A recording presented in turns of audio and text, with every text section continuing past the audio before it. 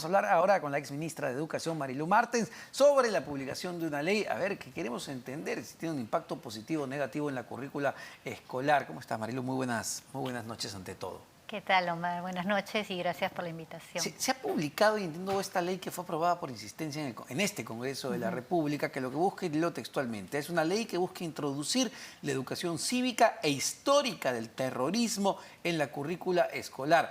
Dicho así, uno diría, bueno, está muy bien, ¿no? Que los chicos aprendan educación cívica, que sepan qué fue pues, la época de violencia en nuestro país de los años 80, no parece nada descabellado.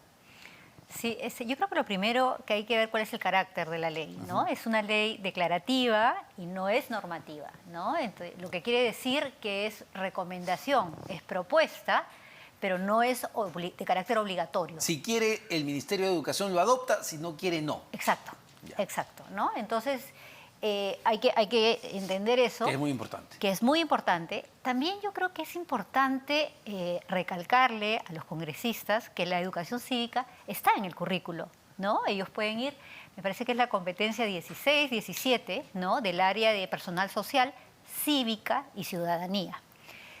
Otra cosa importante, yo creo, de esto, Omar, y que sí es preocupante, es cómo puede afectar esta intervención en políticas públicas, ¿no? Es peligroso este precedente.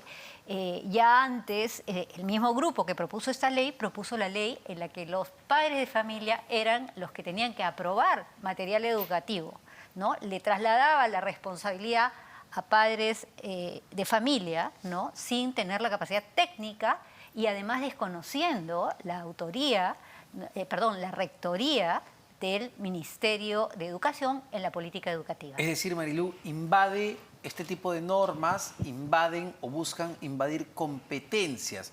Porque claro, es como, haciendo el símil con economía, como si los congresistas de la República tuvieran que decidir sobre, no lo sé, la política de fomento de inversiones del país, cuando claramente no es su rol. Exacto.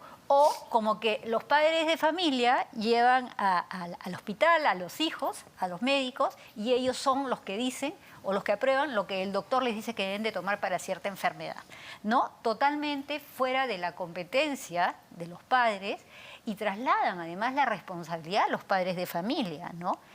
Y lo peligroso además, Omar, es que hoy ellos proponen eso por ciertas cosas que ellos defienden, ¿no? Como por ejemplo la no implementación de la educación sexual integral en el currículo. Pero mañana puede ser que otros padres vengan y que quieran que se hable de cosas que más bien impactan en el país, ¿no? Y aparte, Marilu, yo recuerdo cuando salió toda esa polémica, y conversábamos con un supuesto representante de los padres. ¿Quién se hace llamar representante de los padres? Es decir, en un Perú con tantas diferencias, tantos problemas, tantas regiones, ¿quién representa a todos los padres del Perú y sus intereses y preocupaciones? Así es, así es. Y yo creo que deberíamos enfocarnos, Omar, en la importancia, sí, de desarrollar un pensamiento crítico en nuestros jóvenes. Y para tener un pensamiento crítico, por supuesto que tienen que informarse, y tienen que informarse de diferentes fuentes y tener la capacidad de sacar sus propios, ¿no?, conclusiones. Y eso es lo que deberíamos de buscar a través de la educación, de la enseñanza de la historia, o de personal social, o de las comunicaciones, ¿no? ¿Y por qué a estos grupos les interesa tanto estos temas en particular? El tema de la educación cívica y la historia del terrorismo. Te lo pregunto porque, claro, uno dice, está muy bien aprender sobre nuestra historia y ser ciudadanos comprometidos justamente con el país, con ser un buen ciudadano. A eso yo entiendo el civismo por ese sentido. Pero, ¿qué en realidad le preocupa a la gente que impulsa este tipo de normas? ¿Contar una narrativa particular, ideologizada? Lo que pasa es que, a ver, cuando yo estuve en el Ministerio de Educación, formé una comisión técnica, ¿no?, que revisara todos los textos educativos, porque había, por supuesto, esta inquietud, ¿no?, de que no se hablaba de terrorismo, ¿no?, y que inclusive se hablaba más de responsabilidades, abusos, excesos de las Fuerzas Armadas.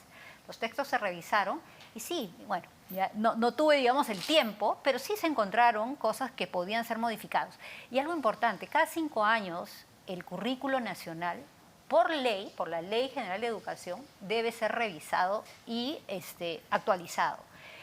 Hoy ya han pasado 6 años de su implementación y esto no se hace. Entonces, lo que te quiero decir, hay cosas importantes en las que me parece que la Comisión de Educación del Congreso debería de concentrarse, ¿no?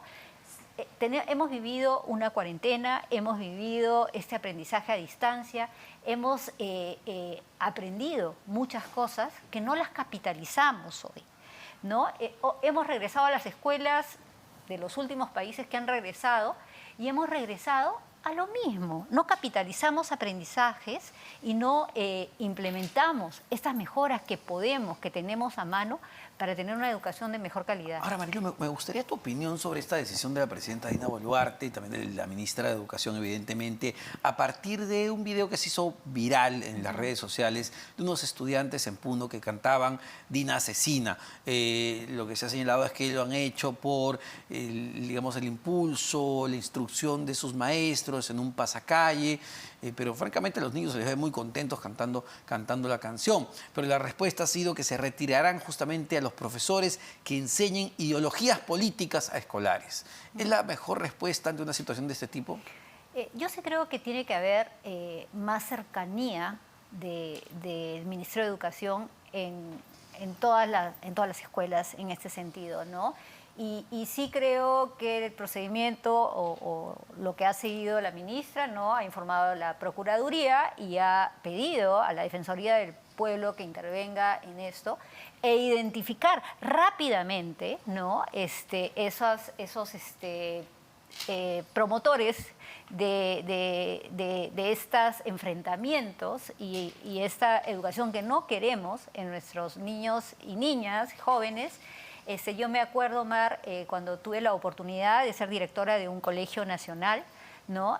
Venían chicos de todo el Perú y era interesante, muy interesante, escuchar, ¿no? Su postura frente a las mismas cosas según los profesores que hayan tenido, ¿no? Entonces sí es importante, porque, Omar, el docente, el profesor, el maestro, es el aliado más importante que tenemos en la educación. Y para que ésta sea de calidad hay que tener docentes realmente bien formados, bien preparados, ¿no? Es decir, pero sí está bien fomentar un pensamiento crítico en De los todas chicos, maneras. ¿no? Y si, bueno, claro, una cosa es ideologizarlos, instruirlos, pero otra cosa es decirle, oye, hay una situación de crisis, de convulsión social, bueno, pasa esto. Esta es la visión. Cada profesor tiene una visión de las cosas, pero por eso los chicos deberían tener varias visiones en el colegio. Claro, pero también hay que mostrar el respeto, ¿no?